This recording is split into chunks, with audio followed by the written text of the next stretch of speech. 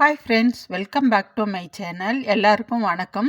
இன்றைக்கி என்ன ரெசிபி பார்க்க போகிறோன்னா, வாழைக்கால கோலா உருண்டை தான் செஞ்சு காமிக்க போகிறேன். ரொம்ப சூப்பராக இருக்குங்க. வெளியே நல்லா கிறிஸ்பியாக உள்ள ஜூஸியாக இருக்கும். ரொம்ப ஈஸியாக செஞ்சிடலாம் கொஞ்சம் நேரத்தில். இதை இப்போ நான் உடச்சி காமிக்கிறேன் பாருங்கள். சூப்பராக இருக்கும். எவ்வளோ ஸ்மூத்தாக இருக்குது பாருங்கள் உள்ளுக்குள்ளே. இது ரொம்ப டேஸ்ட்டாக இருக்குங்க. வாழைக்காய் பொதுவாக வாய்வுன்றனால நிறைய எடுத்துக்க மாட்டாங்க. இந்த மாதிரி டிஃப்ரெண்ட்டாக செஞ்சு சாப்பிடும் போது ஹெல்த் பெனிஃபிட் நிறையா இருக்குங்க. வாழைக்காய் பொதுவாக ரத்தத்தை சுத்தம் பண்ணும் அப்படின்னு சொல்லுவாங்க.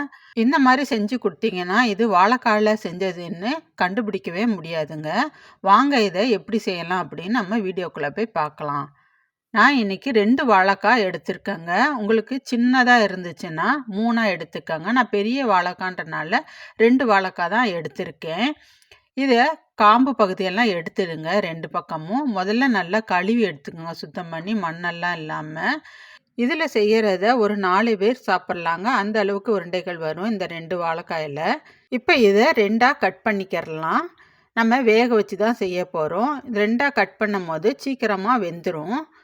இதை நான் கட் பண்ணிட்டேன் 2ஆக. பாருங்கள், இந்த மாதிரி அளவு போதும். நம்ம சமைக்கிற காய்கறி எல்லாமே ஒரே மாதிரி சமைக்கும்போது பிடிக்காமல் போயிருங்க. அதனால டிஃப்ரெண்ட்டாக செஞ்சு கொடுங்க. இப்போ எல்லாம் கட் பண்ணியாச்சு. இதை நம்ம ரைஸ் குக்கரில் போட்டு தான் வேக வைக்க போகிறோம். இதுக்கு மேலே நம்ம காய்கறி வடிகட்டுற பாத்திரத்தை வச்சுக்கிறலாம். இதுக்கு மேலே வாழைக்காய், நறுக்கின வாழைக்காயை வச்சுக்கோங்க. உங்களுக்கு பாத்திரத்தில் வேக வைக்கிறனாலும் வேக வச்சுக்கிறலாம். சீக்கிரமாகவே வெந்துடும். குக்கரில் வேக வைக்க வேண்டாம். இப்போ இது வெந்துட்டுருக்க சமயத்தில் ஸ்டவ் ஆன் பண்ணி ஒரு கடாய் எடுத்து வச்சுக்கோங்க. வச்சுட்டு ஒரு குழிக்கரண்டி அளவு எண்ணெய் ஊற்றிக்கோங்க. 1/2 ஸ்பூன் அளவுக்கு சோம்பு, 1/2 ஸ்பூன் அளவுக்கு சீரகம், 1/4 ஸ்பூன் அளவுக்கு மிளகு, முழு மிளகு, பூண்டு கொஞ்சம் எடுத்துக்கோங்க, இஞ்சி கொஞ்சம், பச்சை மிளகா ஒன்று காரத்துக்கு தகுந்த மாதிரி. ஏற்கனவே நம்ம மிளகு போட்டிருக்கோம். வெங்காயம், பெரிய வெங்காயம் 1 போட்டுக்கோங்க. துருவின தேங்காய் கொஞ்சம். இப்போ இதையெல்லாம் போட்டுட்டு லேசாக வாசனை வர வரைக்கும், கலர் மாறுற வரைக்கும் வதக்கி விட்டுருங்க. வதக்கி விட்டுட்டு இதை ஆற வச்சுருங்க. இப்போ நம்ம வாழைக்காய் வெந்துருச்சு. அதை உரிச்சுக்கிறலாம். அது கொஞ்சம் சூடோடு இருக்கும் போதே தோலெல்லாம் எடுத்துருங்க. அப்போ தான் நம்ம மசிக்கிறதுக்கும் ஈஸியாக இருக்கும். லேசாக இந்த மாதிரி கத்தியை வச்சு கீறிட்டு எல்லாத்தையும் தோல் எடுத்துட்டிங்கன்னா நல்லா ஈஸியாக உங்களுக்கு வந்துடும். இதில் வாழைக்காய் வேக வைக்கிற நேரம் மட்டும்தாங்க. மற்றபடி ரொம்ப ஈஸியாக செஞ்சிடலாம். நம்ம வாழைக்காய் பஜ்ஜியெல்லாம் போடுவோம் பார்த்திங்களா, அந்த டைம் தாங்க ஆகும் இது வேக வச்சு செய்கிறதுக்கு. இப்போ எல்லாம் தோல் உரிச்சாச்சு. சுட சுட இருக்குது பாருங்கள். இப்போ இதை தோலெல்லாம் எடுத்து வேறு பாத்திரத்தில் போட்டுடுங்க. போட்டுட்டு இந்த மாதிரி மசிச்சு விடுறது மாதிரி இருந்துச்சுன்னா நல்லா மசிச்சு விட்டுருங்க. ஏன்னா சூட்டோடு இருக்கும் போது தான் நல்லா ஈஸியாக மசிக்க முடியும். மறுபடியும் நம்ம இதை மிக்சியில் போட்டு தான் அடிக்கிறோம். அதனால் ஒன்று பாதியாக நசுக்கினாலும் பரவாயில்ல. இப்போ இது ரெடி ஆகிருச்சு. அடுத்ததாக நம்ம ஆற வச்சுருக்க மசாலாவை ஒரு ஜாரில் போட்டுக்கிறலாம்.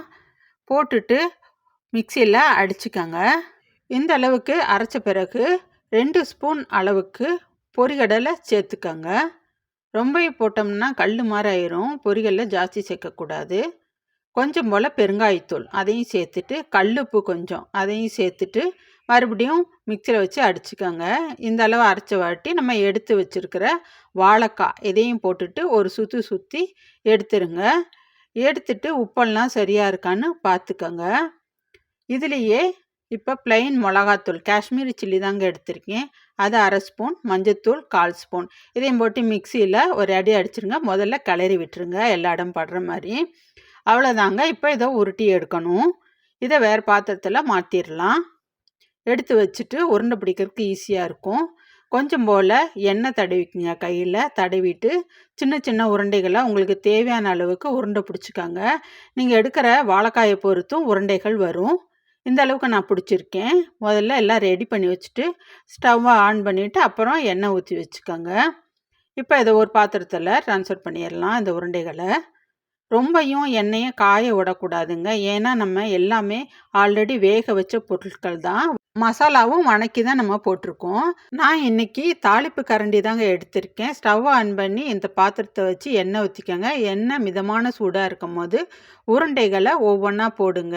நான் ஒரு 5 உருண்டை இருக்கிறனால நான் இந்த மாதிரி தாளிப்பு கரண்டி எடுத்துக்கிறேன். நீங்கள் நிறைய செய்யும் போது கடாயில் எண்ணெய் ஊற்றி செய்யுங்க. லேசாக கலர் வரும்போது கரண்டியை வச்சு திருப்பி விடுங்க. இந்த உருண்டைகள் செய்யும்போது நம்ம எண்ணெய் எப்படி ஊற்றுறோமோ அதே கலரில் தாங்க இருக்கும். எண்ணெய் நல்லா தெளிவாக இருக்குங்க பாருங்கள். இப்போ இந்த கலர் வரும்போது நம்ம எடுத்துக்கிறலாம் உருண்டைகளை. இந்த உருண்டைகளை சாப்பிடும்போது மிளகு, பச்சை மிளகாய் அந்த டேஸ்ட்டு தாங்க இருக்கும். நான் இன்றைக்கி காஷ்மீர் சில்லி தான் போட்டிருக்கேன். காரம்லாம் இருக்காது. சூப்பராக ரெடி ஆயிடுச்சு பாருங்கள். பார்க்கவே அழகாக இருக்கும் இந்த உருண்டைகள். கண்டிப்பாக நீங்கள் வீட்டில் ட்ரை பண்ணி பாருங்கள். நம்ம எடுத்து வச்சுருக்க மிச்ச உருண்டைகளும் இதில் போட்டு எடுத்துடலாம். இதுவும் வெந்துருச்சு பாருங்கள். கலர் சேஞ்ச் ஆனோடனே எடுத்துருங்க மிதமான சூட்டில் வச்சுட்டு. இந்த மழை நேரத்துக்கு இந்த மாதிரி செஞ்சு ஈவினிங் ஸ்நாக்ஸாக கூட சாப்பிட்லாங்க. ரொம்ப சூப்பராக இருக்கும். நல்லா க்ரன்ச்சியாக இருக்கும். நீங்கள் சுட்டு கொடுக்க சாப்பிட்டுக்கிட்டே இருப்பாங்க. அவ்வளோ டேஸ்ட்டாக இருக்குங்க. நம்ம இது சாதத்துக்கு வச்சு சாப்பிட்றத விட இந்த மாதிரி செஞ்சு சாப்பிட்டிங்கன்னா வெறுமனை சாப்பிடும்போது ரொம்ப சூப்பராக இருக்கும். இதுக்கு டொமேட்டோ சாஸு இல்லாட்டினா புதினா சட்னி இதோட வச்சு சாப்பிட்டிங்கனாலும் சூப்பராக இருக்குங்க. இதில் நம்ம இஞ்சி, வெள்ளைப்பூண்டு, பெருங்காயத்தூள் இதெல்லாம் சேர்த்துருக்கறனால சீக்கிரமாகவே டைஜஷன் ஆகும். இந்த டிஷ்ஷை ட்ரை பண்ணி பார்த்துட்டு எப்படி இருக்குன்னு கமெண்ட் பண்ணுங்கள்.